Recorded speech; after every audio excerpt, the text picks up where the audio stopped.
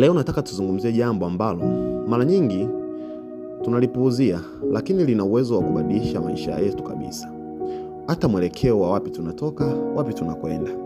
Kuna msemo maarufu unasema, show me your friend, I will show your future. Usiniambie wewe ni nani, nionyeshe marafiki zako, alafu nitakwambia wewe ni nani. Ujumbe wake ni wazi sana. Mara nyingi tabia zetu, maamuzi yetu, hata hatima zetu huthibitishwa na watu watano ambao mara nyingi wanakuwa wanatuzunguka. Mzungumzaji mmoja wa maendeleo binafsi Jim Rohn aliwahi kusema, you are the average of the 5 people you spend the most time with them. Yaani, watu watano wanaotumia muda mwingi nao wana mchango mkubwa sana kwenye mafanikio yako na taswira yako kwa ujumla. Sasa jiulize, ni nani wanaokuzunguka? Na je, wanakujenga au wanakubomoa?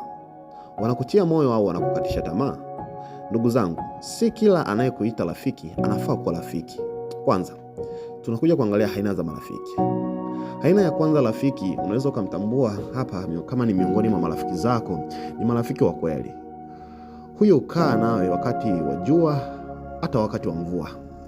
Ukifaulu anashangilia kwa mafanikio yako, tena kwa furaha sana.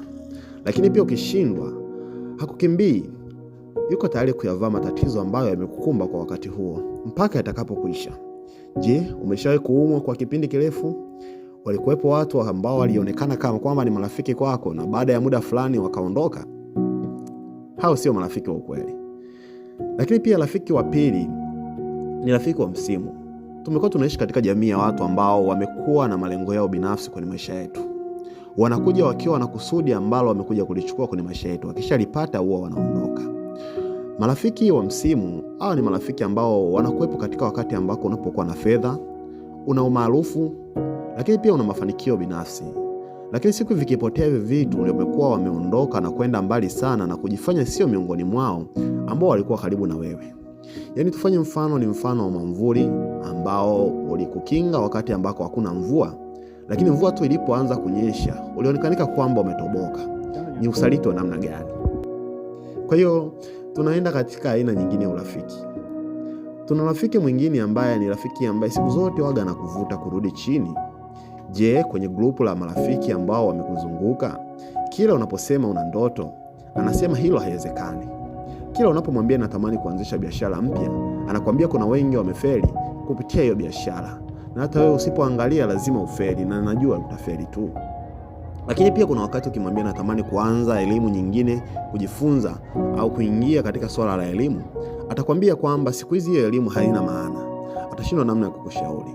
Rafiki wa namna hii haibi fedha zako, haibi ujasiri, lakini pia anakuibia ujasiri ulionao. Na mtu anayeiba ujasiri ni anakufanya kuwa maskini mapema sana kabla hajaiba hata fedha zako. Lakini pia rafiki wa 4, yupo rafiki ambaye anakuwa anakusukuma mbele.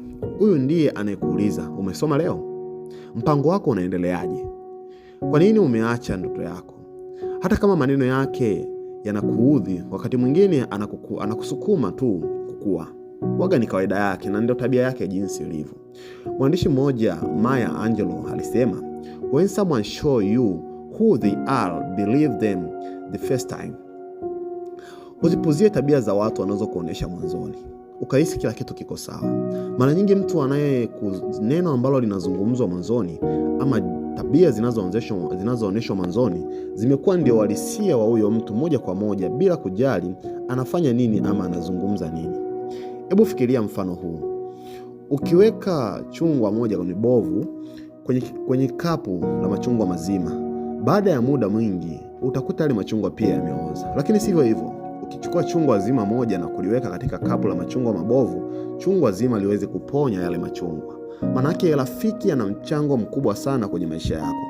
Kama utashindwa kujua rafiki yako ni nani na anayekuzunguka, manake anguko lako liko karibu sana. Lakini pia jambo jingine, kuna marafiki ambao wanajifanya wao ni marafiki wa kila mtu. Mwandishi mmoja, mwanafalsafa mmoja, Aristotle alishawahi kusema, a friend to all is a friend to none. Akiwa na maana ya kwamba huwezi kumpendeza kila mtu. Chagua watu wachache ambao wana maadili, wenye njozi na maono ambayo yanaendana na wewe. Enenda nao. Ukihesabu watu 5 wanaotumia muda mwingi na wewe, ndio mara nyingi wanakuonesha direction ya wewe unaenda wapi. Sasa ndugu zangu, katika siku ya leo, maisha ni mafupi sana. Kuwa na marafiki wengi ni kama kujipalia kala moto. Chagua marafiki ambao ni bomba na watakufanya wewe uweze kusonga mbele na kwenda mbali. Chagua marafiki wanaokukumbusha thamani yako. Chagua marafiki ambao wako tayari kukuponya pale ambapo unapokuwa umedhoofika. Chagua marafiki ambao wako tayari kuacha kila jambo tu ili waweze kukusaidia unapopata na changamoto. Lakini zaidi ya yote, kuwa rafiki ambaye wewe mwenyewe pia ungependa kumpata rafiki wa aina hiyo. Je, unaweza kuniambia hapo chini kwenye comments, umekuwa na rafiki wa aina gani kati ya miongoni mwa aina za marafiki niliyopenda kukuambia katika siku ya leo? Na je, wewe ungetamani kuwa ni aina gani ya rafiki ambaye wenda imekuwa ni sehemu ya kuwavutia wengine? Na jiulize, tangu ulipokuwa marafiki kwa mtu fulani, ulivyoondoka uliacha furaha ama uliacha majonzi? Asante kwa kunisikiliza. God did once again. God did once again.